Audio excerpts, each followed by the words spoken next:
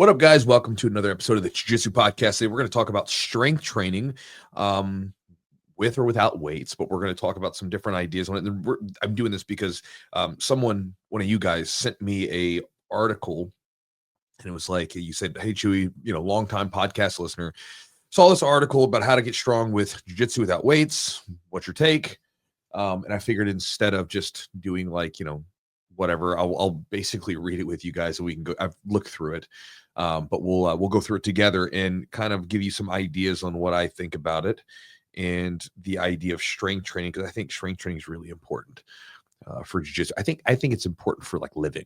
I think it's really, really useful, regardless of whether you're trying to be a competitor, whether you're trying to just be in shape and be healthy, whether you're just trying to not get put in the home when you get older, right? There's a lot of benefits to strength training. And again, obviously I'm kind of selling my hand here a little bit early, but I don't understand the aversion to just lifting some weights and by weights, I don't even mean that you have to, put on a ton of weight in the power rack or something and put a squat bar on your back. And there's lots of ways to do it, right? Whether you're using dumbbells, kettlebells, whatever, bands, there's lots of ways to get resistance training.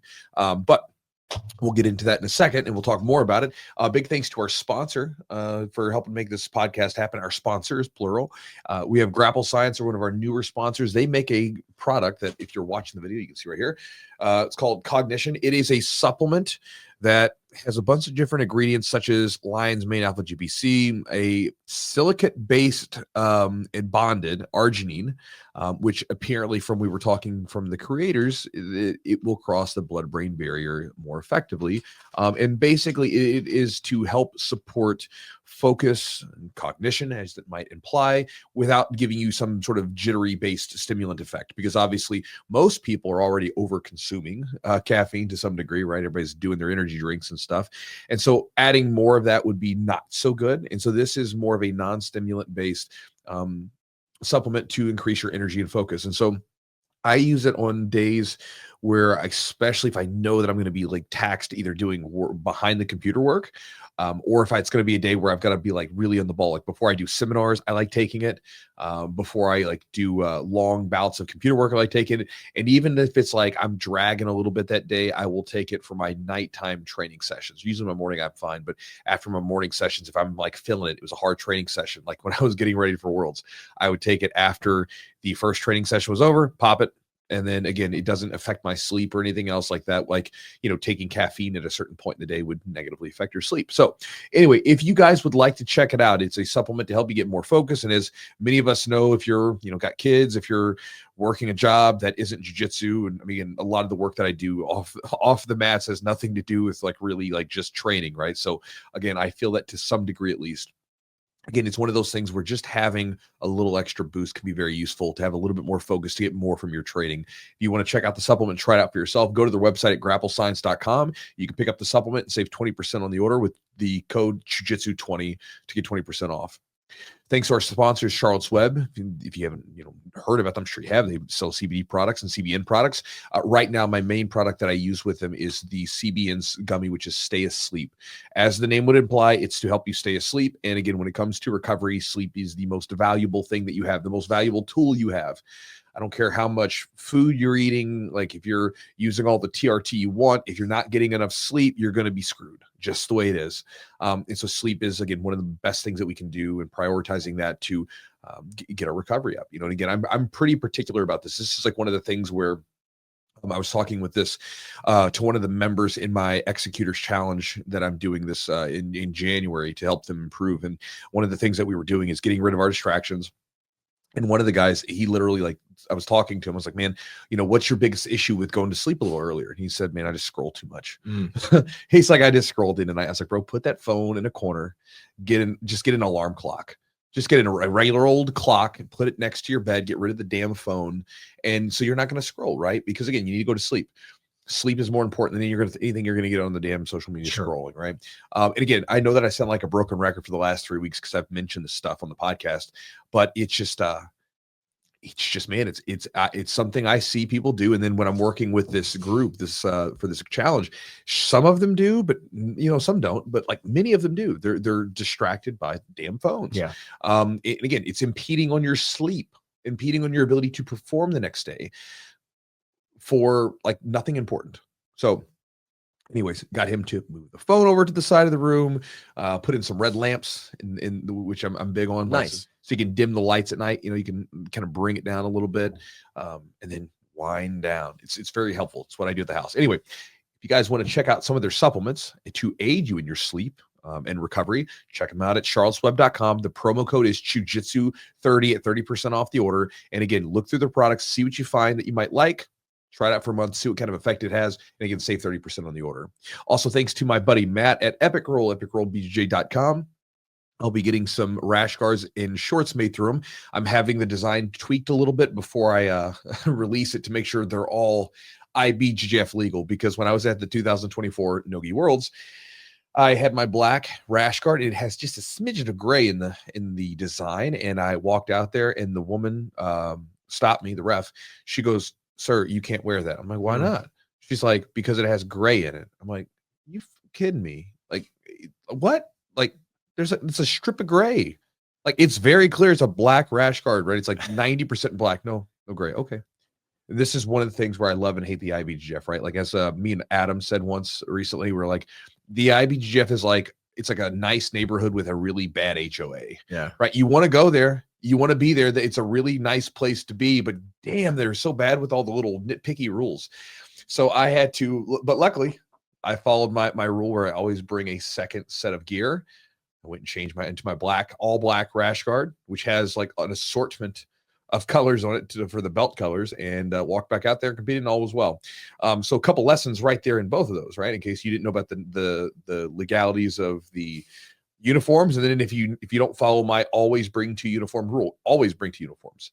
Anyway, that said, Matt makes a lot of good gear. If you want to check out any of his stuff, gis, rash guards, shorts, anything and everything jiu-jitsu related, epicrollbjj.com is the website. The promo code is Chewjitsu20 for 20% off at checkout. And if you guys would like to support the podcast and become a loyal member of the Patreon, you can do so by going to the website at patreon.com/the Chewjitsu podcast. When you join up for a very inexpensive price, you will then get access to a library of content that we've created. You get preferential treatment if you wish to send a message to me or Eugene or a question to us. And again, there's a lot of other perks that we give away. And if you would like to see what those are, go to the website, patreon.com/the Chewjitsu podcast. Last but not least, guys, if you would like to get my daily email that goes into everything from jiu-jitsu training to lifting, diet, philosophical rambles, books I'm reading, just anything and everything that I think might be useful to someone that follows me, that enjoys my stuff, right? If you enjoy my stuff, you watch my videos, you listen to my podcast, you'll enjoy the email. I send it out daily, almost daily, and it comes with a free ebook and video. The ebook and video are called Focus Jiu-Jitsu. It's a simple ebook that goes through 12 different strategies. You can literally read through this thing in about 10 minutes, and afterwards you can pick one of the strategies and immediately use it in your next training session. And the purpose of doing this is, again, through my dealings with people, I find that people have like almost no focus with their training. They're going in, they're there. And again, there's nothing wrong with going into the gym and just like letting things happen. But if you want to get good at this stuff, if you want to get to become the best to your abilities, you have to have focus. You have to have a focus on what you're doing. You have to have this self-created focus. You can't be just asking everybody, "Hey, tell me what to do. Tell me what to do." Not to say you can't do that. You can obviously have your coach give you tips, maybe have them do a private lesson to do an audit on your game. But at the end of the day, you're over time, over the years, you're going to experience things, and you're going to have these little clues that pop up in your game and say, "Oh man, I should work on this. Here's a problem in my game." And then you should be taking the initiative yourself to say, "All right, let me work on that for a little bit." Again, if you're like a hardcore high level athlete, you'll probably have a coach like breathing down your neck. But if you're the average gym goer, you probably won't. So again, it will give you some ideas on how to, put a little like self-created urgency and faculty towards your game, and give you some ideas on doing that. Again, ebook is free. You can get it at chujitsu.net/join. Now let's get into this podcast and let's talk about some strength training in jiu-jitsu.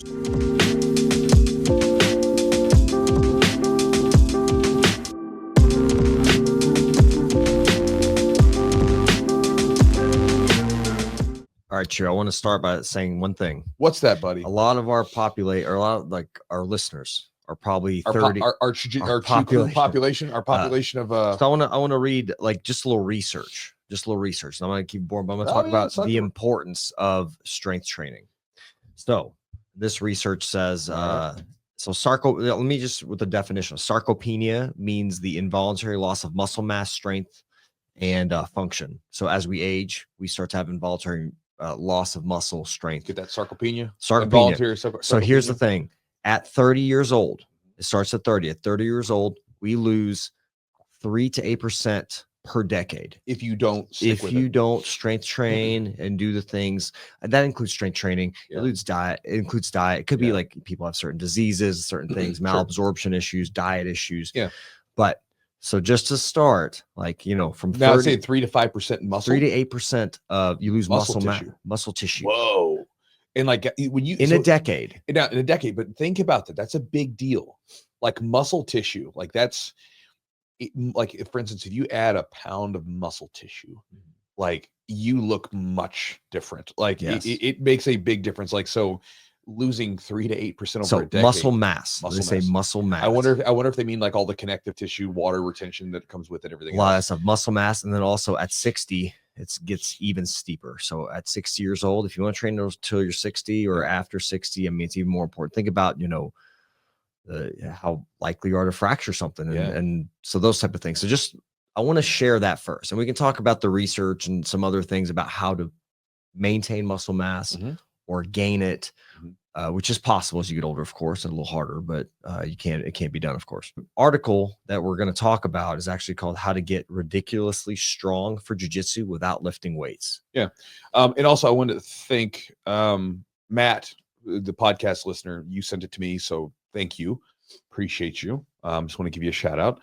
So if you're listening to the podcast, okay, that's me. So looking at this article, right? So he sent it to me. And again, anytime I see like sort of a thing like let's not use weights, I'm always a bit apprehensive because I'm completely biased because I love lifting weights. I've been benefited from it. I've also seen anecdotally, I don't have the data, whatever, to back it up, but like a lot of times I feel like there's times where the anecdotes and the like what people have learned just from like common sense looking at things, it's like then they go back later on and get the data. It's like, well, if I waited for the data to come up, I'm going to be waiting for a long time sometimes for these things when I could have just listened to this guy who said it like 20 years ago, who's like, hey, this is a good idea. So like, for instance, with me, I look at a lot of guys that I know who are older. When I say older, I'm saying in their 50s, getting close to 60s, who are still like active, mobile, sometimes even competing, that are in good shape, that are able to get on the mats and, still do it well. All of those guys lift weights. All the ones that I'm thinking of, all of them lift weights. Like, and they may not lift weights in the same way, right? Like some of them might do kettlebells. Some of them, may do only dumbbells and whatever else. Some of them like were bodybuilder style lifters. It's like, it's a mixture of different ways, but they all lift some weights. They all do some resistance trainings, bands and stuff are included there too.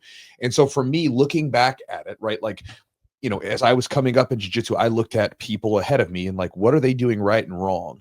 And learn from them. And like, I saw like one thing that they did wrong was that some of them just trained too damn hard and they break themselves down and hurt themselves because they were training too hard into their 30s and 40s.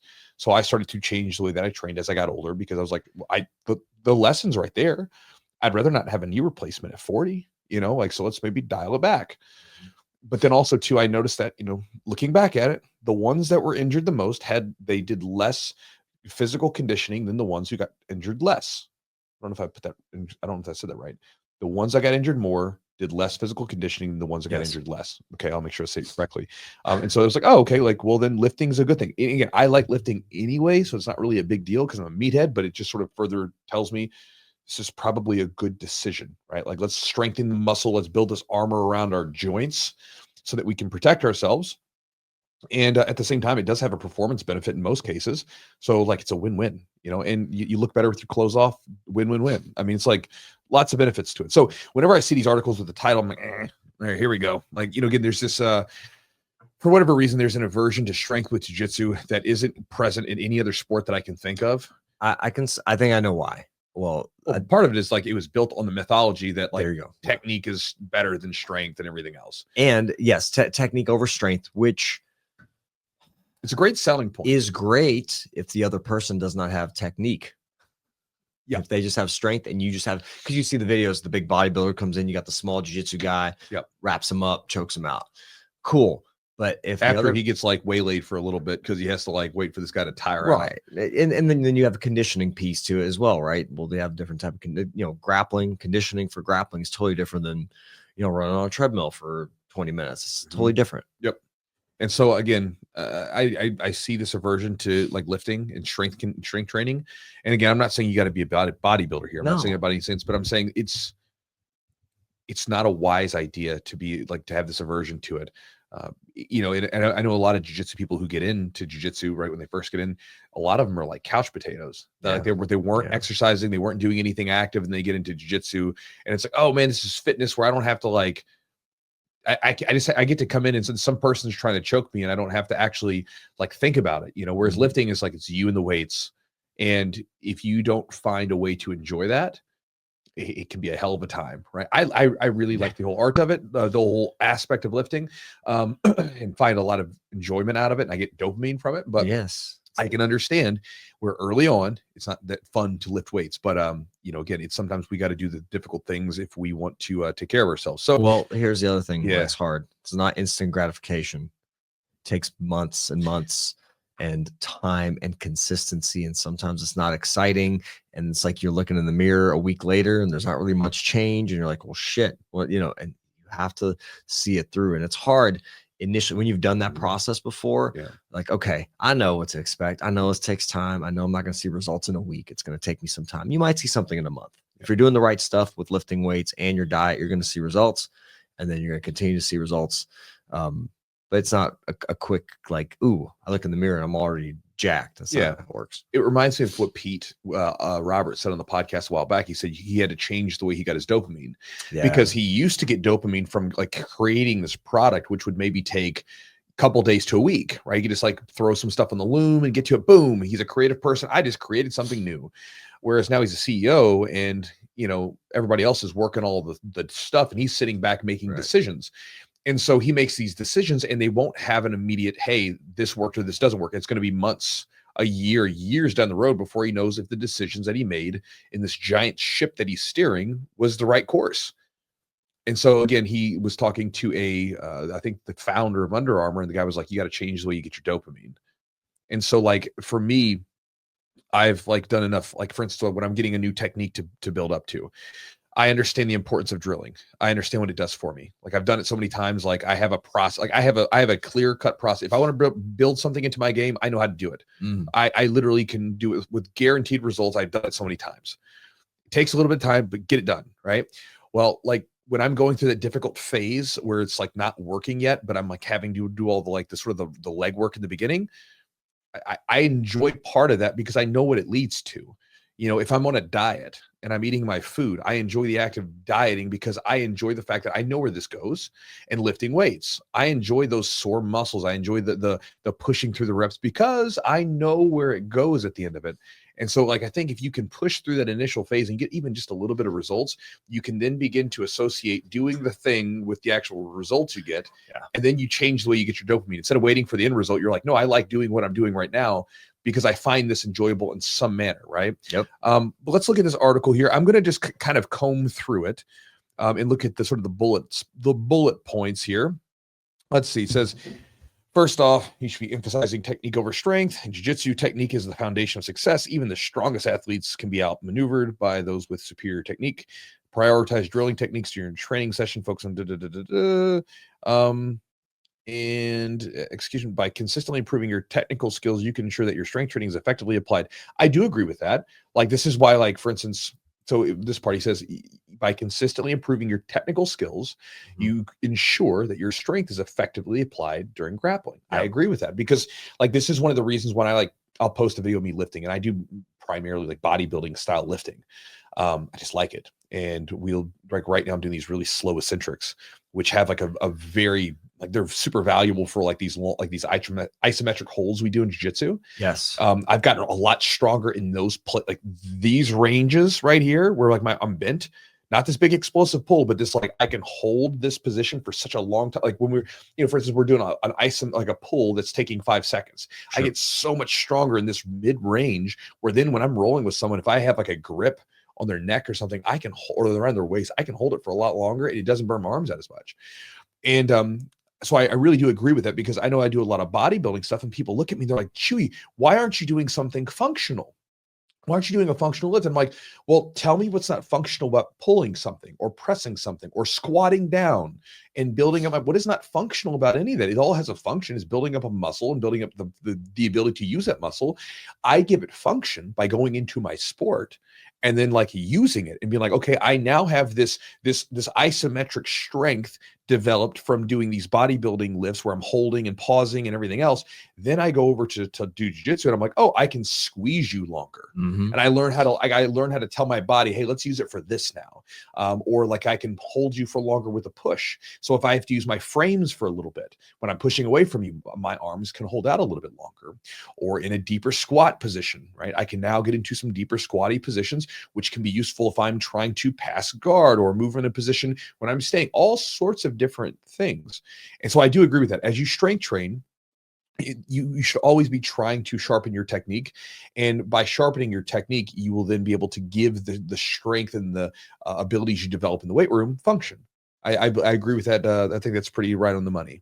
Yeah, I think the way that your strength training is good, because number one, when you do slower eccentrics, mm-hmm. the muscles are turned on for longer, so you have more time under tension. We're holding, we're squeezing, we're holding positions, we're stabilizing, we're trying to stop movement. Then you're even doing sometimes pauses. Pauses, right? Exactly. So that, and then also when you're doing isometrics, what can happen is you're probably not gonna be able to do as many, like not isometrics, but eccentrics. Yeah. So more time under tension. You can't do as many of those reps as you would. Or you got to drop the weight. You got to drop the weight. So here's the thing, like think about overuse type stuff. So maybe you're not going to get as many reps in, but you're still going to get a really good activation of your muscles and good fatigue. Well, you can also load the joint with less weight. I can get more stimulation to the muscle and load my joints less. So for instance, like when I was younger, I was like into powerlifting and strong. That was this kind of stuff I was into. And I remember as I got older in my 30s, when I would lift those heavy weights, especially with squats, God, I was trashed. My knees would hurt. It's like my legs would, they'd feel, but my knees would actually. It's a lot of load. But like now, like if I get under the squat rack or whatever, I can do it and I can lift a relatively lightweight for me, but do it with, like, say, as an example, like right now I'm doing this. This is what's going on with my workouts. I can do that with a 5-second eccentric where I went 1, 2, 3, 4, 5, and then a 2-second pause at the bottom. I can't lift a lot of heavy weight, but man, it trashes my legs, and my knees don't hurt afterwards because I'm not loading them heavy. So it's really cool. And then this is number 2, says incorporate judo and wrestling. It says grappling arts like judo and wrestling naturally develop strength through techniques and practice, particularly in the areas of grip strength, explosive power, and body control. Yeah, I mean, so it really depends on how you're practicing them, but I think, incorporating wrestling. I'm a wrestler. I can't, I've done like very little judo, but wrestling 100%. I think it's good for conditioning. Yeah. It's like conditioning. And I guess if you wanted to do some of the drills where you're like doing partner lifts and stuff, there can be some definite value there as far as like, being able to lift someone's body up and having that weight. That can definitely have value, but like, practicing techniques, I don't know that they're going to make you so much stronger. I think that anytime you're doing jiu-jitsu or grappling or wrestling, whatever, you're developing a certain type of grappler strength. Yes, I agree with that. And again, that to me goes back to, one, you're using the little small muscles that we use all the time, and you're also giving the strength that you already possess more function by telling you how to use it. There's all these, like, even like my hand strength, I don't have the strongest, like, pure squeeze grip. Like, you could take like some strongman guy and he could literally just squeeze and like whatever the captains of crush, whatever it is. Yeah. But I can hold someone's wrist because I have adequate grip strength and I know how to hold a grip better. So like I can hold and stay with your grip because I have the sensitivity built up. So agree with that to some degree, but I don't think that you're going to develop some massive amount of strength from like wrestling. You'll develop maybe some quickness, speed, conditioning, certain strength for lifting possibly. But again, when it comes to the being ridiculously strong, I don't think that you're just going to get it from just doing wrestling drills. Yeah. I think my concern with like judo, like to build strength necessarily. Like I think about fingers and hands, and I think about overuse stuff. People already have struggle with so much gripping. That's why they avoid sometimes. So if you're doing a judo, like no-gi type stuff, or variety of training, that's good.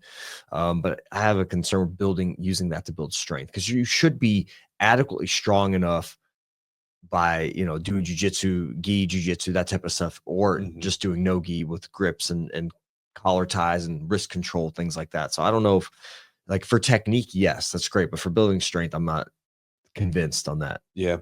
Here's number 3. It says roll with a heavier opponent. Why? Because sparring with heavier partners challenges your strength and conditioning, helping you simulate the intensity of a real match scenario.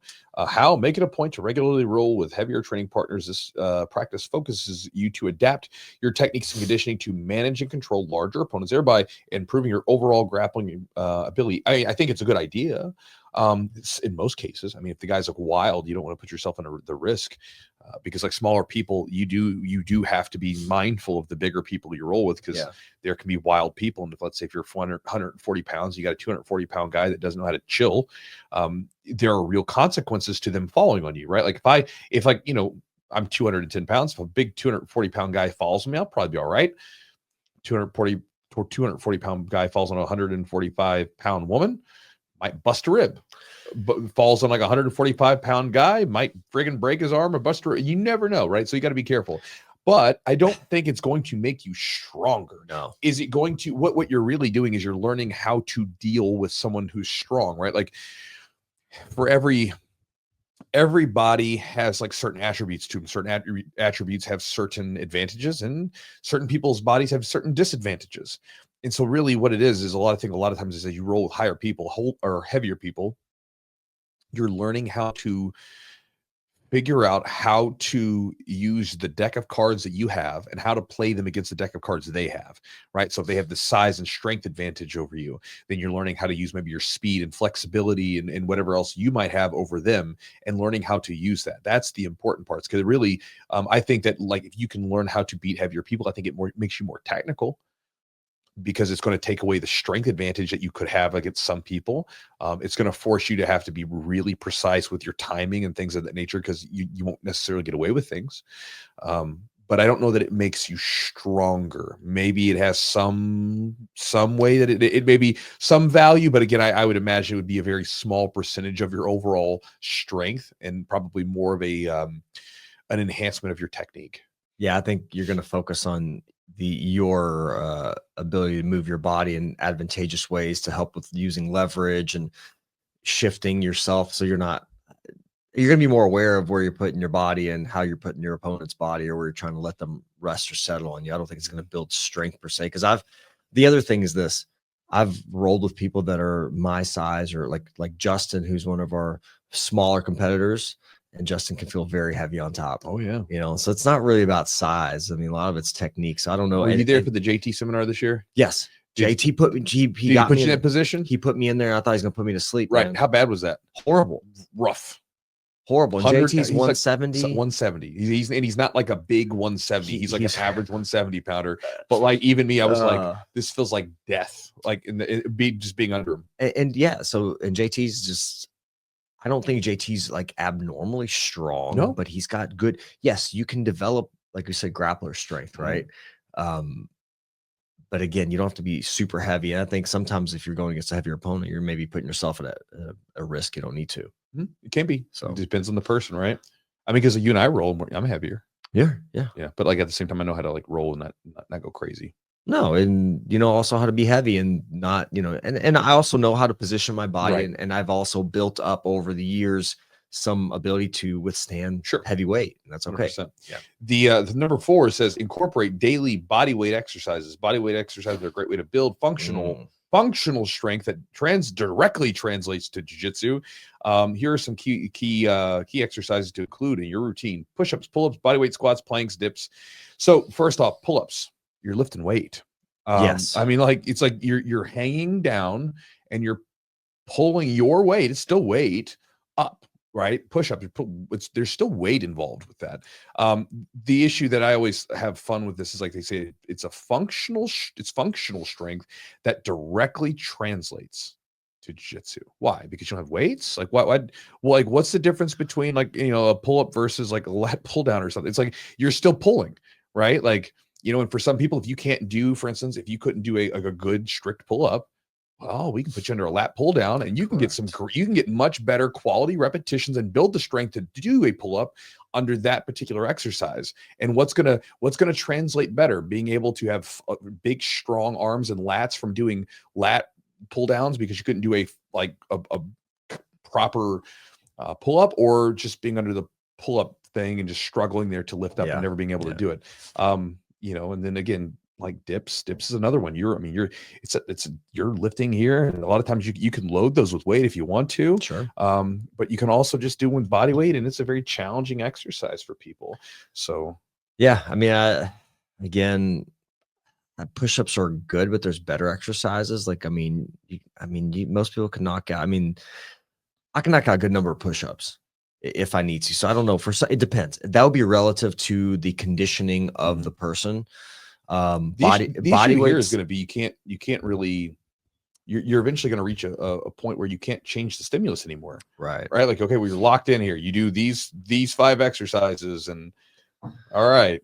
I think with like body weight squats, it says you're going to improve. Yes, you can maybe improve endurance if you're just like doing going lots for of them. time. Yeah. But as far as like, yes, maybe some mobility if you're kind of really going in deeply into like going slow and sinking down. Yes, and pausing and doing some isometrics. There's some ways you can do that. It's something I work with clients as I work on some isometric holds and like you said, if you have someone who has like very low movement, like in their life right now, like they don't do much, like then it's gonna be huge. But I'm gonna tell you this: there's better ways to improve the mobility of your lower extremities than just doing a body weight squat. Yeah. You may need to address the ankles. You may need to address the knees, the hips. If you're just sinking into a squat and you're getting stuck and you're getting pinching and stuff, that's not a good way to improve mobility at all. So there's better ways to do that. I think you can improve your mobility in different ways and then follow it up with a body weight squat and see if you get a little deeper into the squat. So I want to agree with the mobility piece of it. Well, that's been like something that I've done, is like the mobility routine that we created. Yeah. I will use those exercises in stretches before my lifts, and then I jump into my lifts, and like I can then work in that range of motion with weight. You primed your tissue and getting it to hold. Yep. And I've noticed that, like, where if like I do like not a crazy stretch, but I do some movement and things like that to get the area a little bit more, especially my tight areas, a little bit more loose, then I can get a little bit more range of motion. And then when I do the exercises where, again, I'm focusing on quality of movement versus the weight, I can get to I have more of that sticks around than it does if I just was stretching flexibility, then like I don't do anything with it. Right. You got to get some stimulus in there. You got to actually, your brain and your body need to kind of like, all right, I can work and activate. So I've got a new range of motion. Now I have to use it. I have to activate that new range of motion. Then I'm going to, over time, I'm going to solidify and keep that. It's going to be my range of motion, because now it's not just flexibility. Now it's mobility. It's active control. Okay. So yeah, again, they're partially right, but they're also not. It's incomplete. Yeah, I mean, those are perfectly fine exercises to add in. Like I do a lot of those as auxiliary exercises, like dips. I'll do some weighted dips, and planks are great. Like planks are a great exercise, like to strengthen your core and help support your low back. And there's nothing wrong with body weight squats, push-ups, and pull-ups. But you're talking about being ridiculously strong. Yeah, you ain't getting ridiculously strong off just sitting around doing body weight exercises forever. Like you can start loading them. But like, again, if you don't load up with some weight or something, eventually that the stimulus is just going to be such that you're going to do like 2,000 push-ups or something. And you're going to have this great like conditioning, but you won't necessarily be the person that someone gives a hold of and be like, oh my God, that guy's so strong. Yeah. And there's also, God, we can get in the weeds on this, and I'm going to try not to spend too much time, but planks are an okay exercise to start with.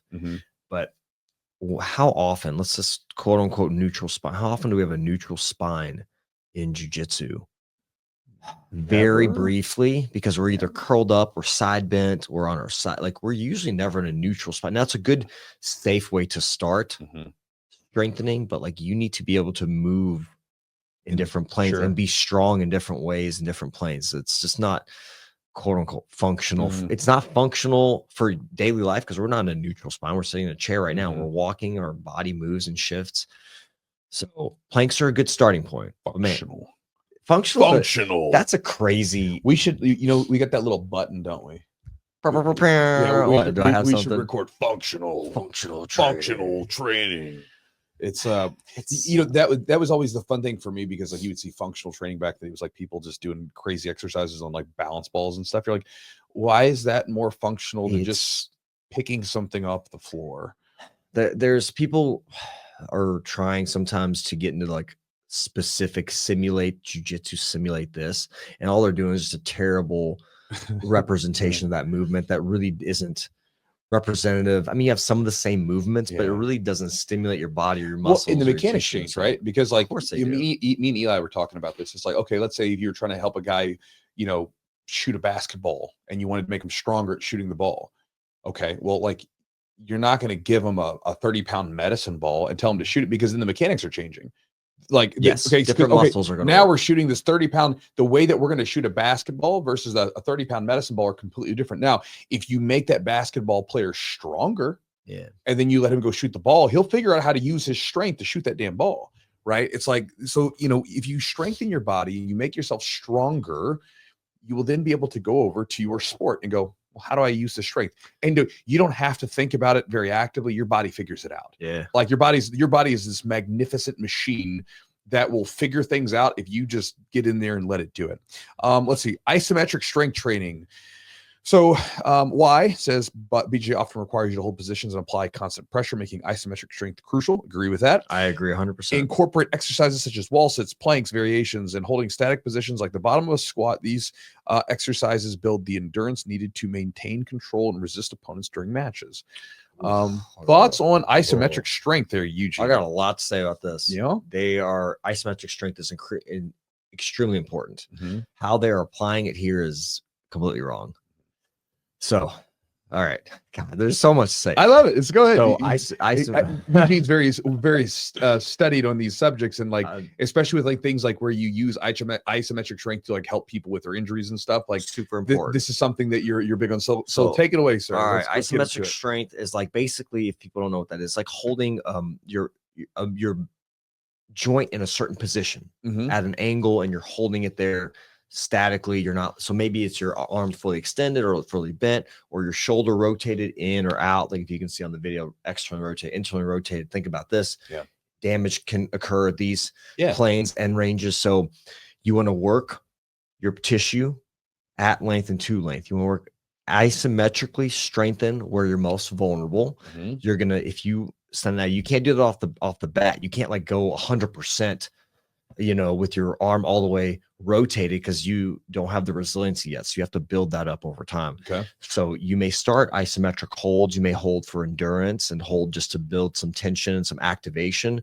And then you can start increasing intensity. Again, same thing. You can strengthen your joint capsule, your ligaments, your tendons, but you have to do it at an intensity of like you would normally, like 75%, 75%, 80% of max effort.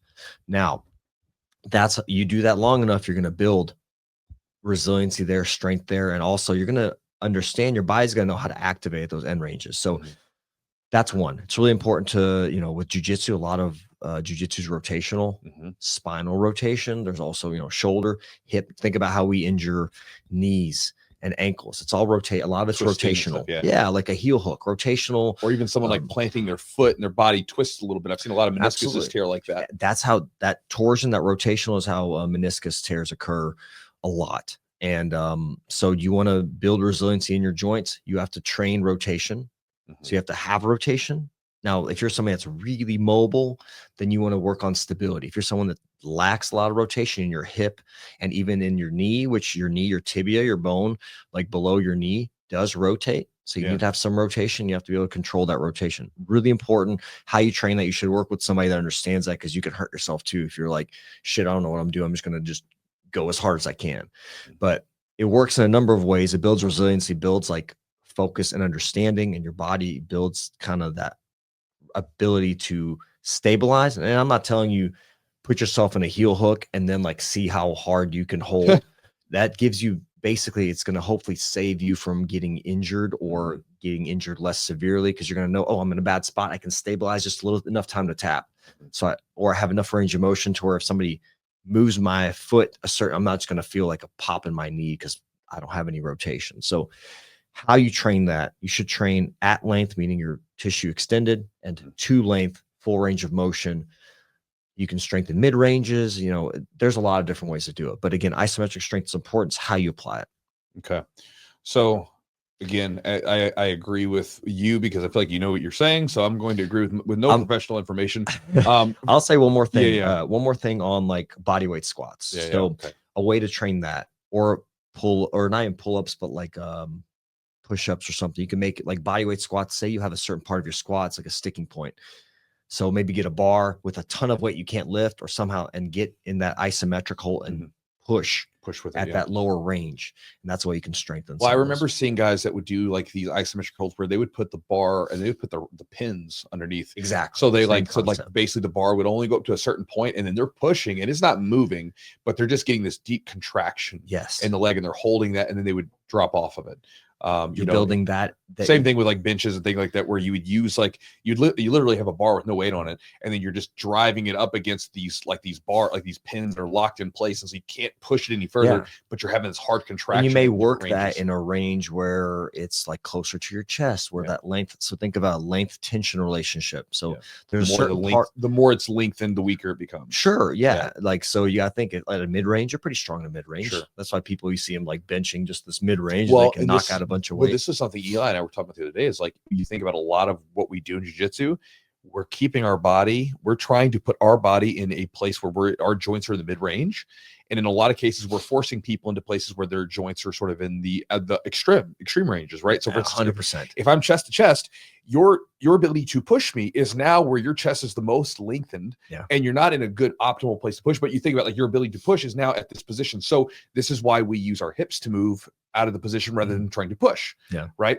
Or even like when someone is, if I'm working like a collar tie, I don't reach out super far. I keep you right at a bit arm's length, because this is where I'm powerful and I can yank you around. And so you see like there's this thing going on there where you're constantly like working to get into this mid range and then take people out of their mid range and put them into one of those extremes. And one more thing on the push-ups, you could maybe just hold a push-up like an isometric hold with your chest very close, or even do a little bit of movements like side to side or different planes and shift your weight around. So there's ways to do this, but you can't just say isometric strength training and have at it, because it's just very, very incomplete. Let's see. Number 6 is functional strength training. It says functional BJJ specific drills. Incorporating drills and mimic movements can significantly improve your functional strength. I love the word. Oh God. There's nothing wrong with the word functional. It's just like the way they're saying everything's functional. It's to imply that like other things aren't going to be functional for you, that somehow it's not going to help you with your function jiu-jitsu. So it's like shrimping, enhance core strength and hip mobility. Bro, like no. You're gonna be shrimping for days, bro. Shrimping's like, my beginners, I make my beginners do it like in our beginners class. They do it just to get their hips moving. Beyond that, like, you will never come to any of my classes and do shrimps. I'm like, if you're a white belt, yes, work on your shrimping. If you're like a new white belt, if you're a new white belt, maybe like do shrimps. But beyond that, I'm like, what's the point? I would rather just like, if I'm gonna have your hips move, let's do like a drill where like this person passes and you're shrimping to like escape or something, or regard. It's like why waste time shrimping up and down the mat? It's like, I got you for like an hour and a half to 2 hours. I want to waste time like scooting our butts on the mat. Anyway, bridging strengthens the back, glutes, neck, and whatever. Maybe can be like a good single leg with putting some weight on the hips, but then that's not maybe some it's not functional, Eugene. Functional. And it's turtle drills. I don't even know what a turtle drill is. Probably probably just getting into like turtle. Is it hip escaping to like a turtle position? I don't know. Anyway, so again, I think that there are some. You're not preventing any injuries. I'm just going to tell you that right now. You're not going to prevent any injuries. There's some value into solo movements and drills. There is. But what they're going to do is they're going to give you, like, for me, like a lot of times, like if, for instance, if I had someone that had like really limited movement capacity, then if I could give them drills that would help them that would mimic certain movements, it could help increase their movement capacity. Yeah. So they now have a larger range of motion that they can work with, and they can develop some, like, we can say, strength in some of those ranges of motion, especially if they're weak from those areas. And it can also, you can use it for cardiovascular, those sorts of things. But, again, going back to, if you're going to be ridiculously strong, you're not getting ridiculously anything from shrimps. Other than just, I guess, maybe if you just want to, spend your time shrimping up and down the mat. But I would rather you use your time elsewhere. Flexibility and mobility work. Yeah, it's great for you. Sure. Okay. It's for flexibility and mobility, but not for strength training. It says why flexibility are key to preventing injuries and improving overall movement efficiency in jiu-jitsu. Sure. How regularly engage in yoga or dynamic stretching routines. These practices enhance your range of motion, making it easier to perform techniques and recover from intense training sessions. Functional. So with this one, Eugene, what's the difference between flexibility and mobility? So flexible is and there's different definitions. Go with the quick and dirty. I'll just say quick. Flexibility is like passive, like maybe how far like you can stretch passively, or someone can move your joint or your tissue. Okay. And then I would say mobility is your active control, how much you can physically do that stuff. Okay. And so for example, if we're looking at like external, I'm laying down, belly down, my arm is in an L shape, kind of 90 degrees, and like I can move my arm, or I can have somebody move my arm really far, but I can't move it by myself. So there's a gap there. That can be kind of difference between my flexibility, or I guess mobility, but it's kind of like tissue. Flexibility is more like passive, I would say. Gotcha. And then the mobility is like you actually have control, active control. That. Okay. Yeah. Functional. Yeah. Nothing to do with, I wouldn't say it has to do with strength though. No, I mean, it's like you're flexible. I mean, there is something to be said. I will say this, that if you get sometimes if you get flexible people or more mobile people, we'll say it that way, who actually have strength in these weird ranges of motion, they can seem more strong than what they maybe are, because of the fact that they're strong in weird places. Right. So if you have a person who's like really strong, like here, in a way that most people aren't, they're going to appear stronger in certain positions because they have a strength that some people don't. So if you've developed, especially during let's say if we're going back to the isometric strength stuff, if you've developed this decent strength in areas like where you're at the lengthened state of your muscles, you could then appear to be stronger than like the average person who doesn't really have a lot of strength there. Think about their length tension. Think about they're not at their end range where you are at your end range. They're not. They're maybe at somewhat of a mid range, because they have so much more movement. And also, the more strength you have and like more range of motion, you have like more tissue to kind of activate. And I guess you can you have more control over your tissue in a further range. So I think that can help. We're getting in the weeds here, but no, but I'm saying I'm trying to make a case for them, right? Like, so you're putting the stuff in there. So I'm like, all right, like, maybe there could be something to it, because I have rolled with guys who are very flexible, and sometimes they feel stronger than, like, say you're like, man, you're weirdly strong. Now you're not ridiculously strong. It's not like I'm rolling with you going, oh my God, that guy's so strong, but it's like, wow, you're pretty darn strong in these weird places. Yeah, they have more, maybe that because they have so much more range that maybe they're not quite at their end range when in a normal person's end range. So they have more activation, more control. And the last one is cardiovascular conditioning. Cardiovascular endurance is it maybe not the last one, is it? I don't know. Okay. Yes. Cardiovascular conditioning. Let's see here. It says endurance is essential for maintaining performance during long, grueling rounds. It's true. Incorporate cardiovascular activities such as running, swimming, cycling, high-intensity interval training into your routine. These exercises improve your stamina and allow you to perform at your best throughout the training sessions. And it says examples of champions: Marcelo Garcia, Khabib, and George St. Pierre. Basically, I guess like these were the examples they used as people who followed the kind of advice laid out in this particular article. So a couple things. One, I do agree with, like, let's say if you have a person that can maintain their energy for longer, they are going to be stronger for a longer period of time, right? So like, let's say that you had a person who, we're going to make up a theoretical thing here. Let's say you've got two people. One person has 200 units of strength and the other person has 400 units of strength, right? So person with 400 is much stronger than the other. Yeah. But person with 200 units of strength, has a much higher amount of cardio. And so they can maintain their 200s of strength longer than the person with 400. So as the person with 400 begins to, die out and putter out because they're exhausted, person with 200 energy maybe have or 200 units of strength is still going strong and they feel stronger, right? So again, there could be a case to be that you could seem ridiculously strong, especially in the later rounds when you're like, this guy doesn't get tired. Yeah. That could be a thing. But the idea of using people like as Marcel Garcia, could be even George St. Pierre as like the examples. First off, like I know that George St. Pierre, I remember like looking at an old video series and he was like using like weight training circuits. Like he wasn't doing bodybuilding stuff, but he was doing weight training circuits back in the day. So it's like, plus he did all kinds of other stuff like gymnastics and stuff. But I remember the weight training circuit stuff. And, again, so it's like, he probably lifted some weights in there. It's like Mike Tyson back in the day. They were like, oh, he said he never lifted weights. And it was like, yes, he lifted weights. It's one of these things where trying to cherry pick examples of like, hey, we're going to base it off like outliers.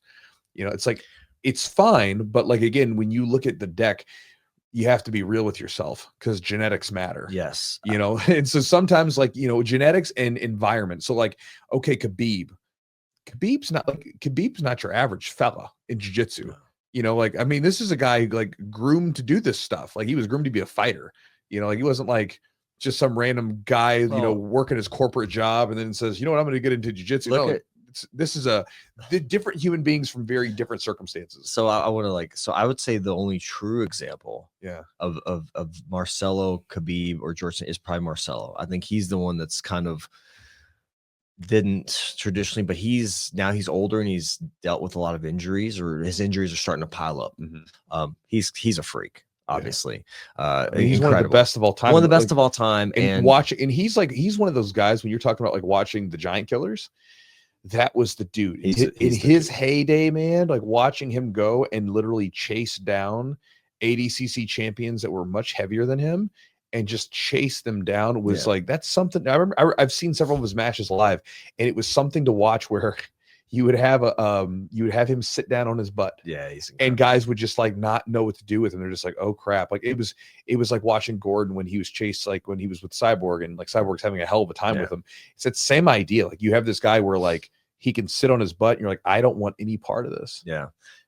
If you look at Khabib is in picking up, they'll pick each other up and run with them, and they're picking up and like picking up weight takedowns. They're picking up human beings, which is like a heavy bag essentially. Yeah. Okay. So, and I'm sure they're doing some other stuff, running up hills with weights and things like that, and moving stuff. And then the example of George St. Pierre, talk about gymnastics. That is weight training. Like, you're using unstable surfaces, you're balancing, you're holding your body weight up like on two hands. That's strength training all day long. Right. Functional strength training. Now, again, I get the article. It's like saying, hey, like you don't have to do strength. You don't have to do lifting weights, right? Because it doesn't have to be your whole thing. It doesn't have to be everything that you do. You've got to find the right mix for you. Yeah. You may be someone that needs to rely more on mobility and flexibility and body weight stuff because your cardio is not great, or you need to do certain things. Yes, I agree with you about cardiovascular. It's not necessarily strength, but it can lead to your capacity to access more strength for a longer period of time, which makes you feel, appear stronger. When you're tired, you really can't activate those muscles, aren't wanting to do what you want them to do.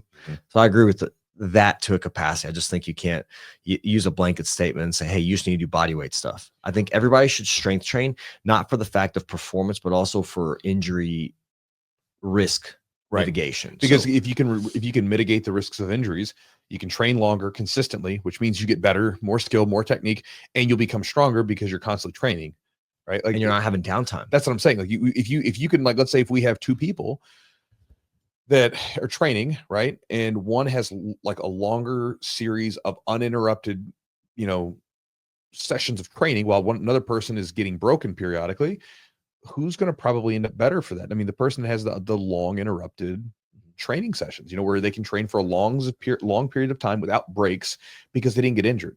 This is where like one of the benefits of training, like one, being intelligent with your training so you don't get injured, but also two, just adding a little strength training in. And with strength training, just like anything else, it's this like, it's a really long-term thing that you have to do. It's not something you do for a couple days, couple weeks, and you're like, I'm good. It's an investment. It's an investment, and it's a long-term investment, and it pays off big time. But you just have to be willing to do it for a long period of time and just simply be okay with it, right? Chewy, I've got a good question for you. Sure. This is a Patreon question. So if you want to hear the answer, go to Patreon. Okay. You got somebody trains 2 times a week. Mm-hmm. Okay. They go to Jiu-Jitsu 2 times a week. Okay. They want to get better at Jiu-Jitsu. Uh-huh. So they have 3 days Yeah. that they can't make. They can do whatever they want. They can strength train those 3 days.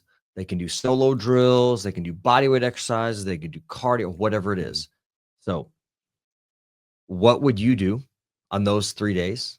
And what would give you the most impact? Yeah. What would you choose? So if you want to hear the answer, go to Patreon. Okay. So Chewy, overall, this article, what do you think? Can you get ridiculously strong for jiu-jitsu without lifting weights? I mean, maybe there's some out because you might get someone that's ridiculously strong. But again, I think when you're using the word lifting weights, you have to be kind of clear about that, right? Like I think they're putting like not going to the gym, but you get some old farm boy who's like throwing bales of hay and stuff and like lifting up farm animals. Like they're going to be strong because they're lifting friggin' weights. Or you get the wrestlers that are you're still lifting weights. My thing is, I think it's this. I don't necessarily like the article that much because I know what it's doing. It's right. It's a catchy little headline, right? The guy sent it to me. He was like, "Who do you think about this, Chewy?" Because he knows I'm a meathead. And I'm like, well, I don't really like it. I mean, there's some points to it that aren't necessarily wrong. Right. There's some stuff, but it's not like, it's very blanket. There's ways to build your strength up in lots of different ways. My thing is, for most people, your ability to build up strength, right, is very valuable to you for lots of different reasons as we've spoken about. It's probably going to be easier for you to simply go into a gym and lift weights than it would be to find some sort of like hill and grab your like Dagestani brothers and run up hills with them on your shoulders, right? Probably going to be tough to probably, and I'm making a joke, but let's say if you're like you're a 35-year-old dude with 2 kids, right? Probably going to be a tough sell to your other 35-year-old buddies to go run up a hill so you can carry them. Like, no, but you can go to the gym and lift some weights and get some value from that. My whole thing, the torch that I will carry is that I want more people to lift weights because I think it typically tends to help people. I think the net gain is there by just simple strength training that isn't crazy. You don't have to go nuts with it. You don't have to become like 6 weight classes up or anything of that nature. But I think that there's general value in lifting weights. And I think that the more jiu-jitsu sort of moves away from this sort of like aversion to strength and embraces it as just another attribute that people possess, from speed, flexibility, everything else, I think the better off most people will be, because I think it tends to hurt people because many of you guys, will say strength is nothing, right? Here's my thing. I'll end it with this. A lot of people say, oh, strength doesn't matter. It's all about technique. Okay. And then what happens? You have a higher belt or someone who gets butthurt over some guy using some strength. Someone who's maybe the new guy comes in and maybe you're a little bit more experienced, a white belt, blue belt, whatever. And some guy uses a little bit too much strength or uses a lot of strength because they've got it, because they're less technical, but they got strength and they use that. And then what happens? You get upset. You're like, hey, be more technical. Huh. Well, you are more technical than them, but somehow they outpowered you. Why don't you be more technical? Like, tell them to stop. Instead of telling them not to use strength, why don't you start using more technique? Right? That's what you tell those people. Because again, I think it's just an excuse. And I think that a lot of times we roll with those really strong people and we understand it has a significant role to play. Now, is technique superior? Of course it is. But again, if you have 2 grapplers that are at equal skill level and one's more physically conditioned and is stronger, who's going to win that role? Probably going to be the person with a little bit more horsepower and a body that's stronger. And again, that's just talking about performance, not even the injury prevention and everything else. Your thoughts, buddy? And I agree. I think for longevity, for performance, for just overall health, the more muscle mass, mortality.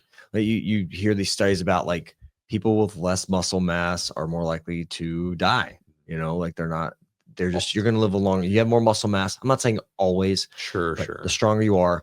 Well, even like leg strength. I remember seeing that like leg strength had like a direct correlation to like a massive decrease in all-cause mortality. Yeah. So, like the stronger you are, and here's the thing, if you have more muscle mass, maybe you're a little older and you get sick. Well, you have a little bit of cushion, right? You have a little wiggle room there. So like, you're not going to be completely depleted. You're still going to have some strength. You'll be able to build back. I don't know. I think it's just good. And if you're someone that's looking for longevity, I think strength is a big piece of the puzzle. I mean, mobility and, maintenance stuff and eating well and sleep and all those other things, but that it's definitely up there. And as a physical therapist, as a 40-plus-year-old person, as someone that's trained jiu-jitsu for a long time, I think it's something everyone should do. Okay. So that's it for the show today, guys. I hopefully you guys enjoyed the episode. Maybe you got something from it. Again, that's just my thoughts on strength training. Again, you guys, if you've been following me for long enough, you guys kind of know where I kind of stand on all this stuff. But again, big thanks to our sponsors for helping make the podcast happen. Grapple Science, if you guys haven't checked them out, Grapple Science is a newer company produced by some two black belts who are older black belts, and I say older, like they're around 50. Yeah, they're in their 50s. In their 50s, and they worked or originally helped work with and create Killcliff, and which was another supplement, and they came out with a supplement called Cognition, which is a nootropic formula for athletes. Their whole deal with it was trying to create a supplement to help give people like your average gym goers in the gym, right? So your average, I mean, obviously they have competitors that use it and they benefit from it, but trying to help people that want to just come in and be a little bit more dialed in, a little bit more focused after a long day, because all of us know, like, when you've had life coming at you all day, you can sometimes get to the gym and your just brain's a little fried. Mm-hmm. So they've created a supplement to help give you a little bit more focus. It's non-stimulant based. So it means you won't get any jitters from it. If you want to have your coffee or whatever, and then you can have that supplement, it's not going to be a big deal. I'll use it on periodically when I'm doing things like seminars or long bouts of work, or even sometimes if I'm just a little bit trashed, like I was using it during my 2024 Nogi Worlds lead up, because there would be days where my morning session would be tough. I'd be a little tired. I would use it, and it would just give me a little bit more dialed in focus and boost when I was going into my evening sessions. You can check it out at grapplescience.com. Promo code is Chewjitsu20 for 20% off the order if you want to give it a whirl. Charlotte's Web CBD, talked about them a bunch, guys, before. Again, if you guys want to check out any of their supplements, any of their products, check them out at charlottesweb.com. Again, I currently use their CBN supplement, which is called Stay Asleep, and the whole goal of that supplement, as it implies, is to stay asleep, and I like it. And again, for me, and as I get older and need more and more tools to help me recover, sleeping is the biggest thing that I can prioritize. And I'm a nerd about sleeping, right? So I remember like listening to some different podcasts. Like I remember listening to the Andrew Huberman podcast. Mm-hmm. I remember listening to Matthew Walker talk about his stuff, right? So like the house goes into a certain temperature at night, right around like when I get home at night, like around 8, it's like we don't have any big bright overhead lights anymore. It's all lamps. Nice. So we got lamps that are a little bit lower wattage around the house to kind of like just help us ease into it. Red light lamps around the bed, all sorts of different things. No screens past a certain time, all this stuff. So I'm like really nerdy about it because I had issues with my sleep a few years ago. And so I was like, This is the worst ever. I'd never had issues with my sleep before, had issues with my sleep, and it was the worst thing ever. That was like every other night, every like twice a week at least, I would have like sleepless nights, literally go through a whole day. You're almost like getting sleep anxiety. Like you're getting anxiety about going to sleep because you're afraid of, God, is this going to happen? Is this going to be the night? Right. And like, I think once that happens to you, you don't take it for granted. Like you're like, I'm going to do everything in my power to absolutely minimize the risk of me having a sleepless night. Well, I don't have any sleepless nights now, but it's just like one of those things where, like you said, I had the anxiety about it, which made it worse. 100%. And then it makes things like, because then you're thinking about it. And then once I got everything dialed in, I'm like, man, I'm going to protect my sleep. And so again, it's a whole process, and I'm in bed at the same time almost every night. It's like clockwork. Because again, sleep hygiene is important. Anyway, that's just a tip for you. If you guys like have trouble sleeping, dial in your sleep hygiene, get rid of the phones, have lamps around, read books instead of looking at screens, do something to relax you. And if you want to try out any of their supplements to assist with that, check it out at charlottesweb.com. Promo code is Chewjitsu30 for 30% off the order. Also, guys, if you want to get some new jiu-jitsu gear, check out Epic Roll at epicrollbjj.com. Matt over there has everything from rash guards, shorts, t-shirts, no-gi gear. I think I already said that already. I'm repeating myself. But anyway, anything jiu-jitsu related you want, he's got it. If you guys want to check it out, great designs, great customer service, good quality stuff. epicrollbjj.com is the website. Chewjitsu20 for 20% off the order at checkout.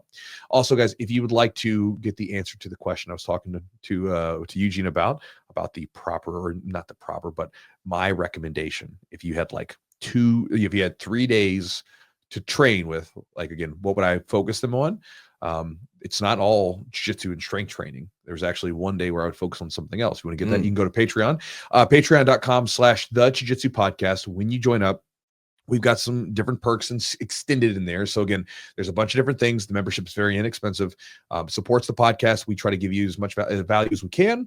And again, you can subscribe and cancel anytime. If you want to check it out, go to patreon.com/the Jiu-Jitsu podcast to get details on it whenever you get a chance. Also, if you guys want to get my daily email and also get my Focus Jiu-Jitsu ebook and video, check it out at chewjitsu.net/join. The ebook will help you dial in and have more focus with your training in the gym.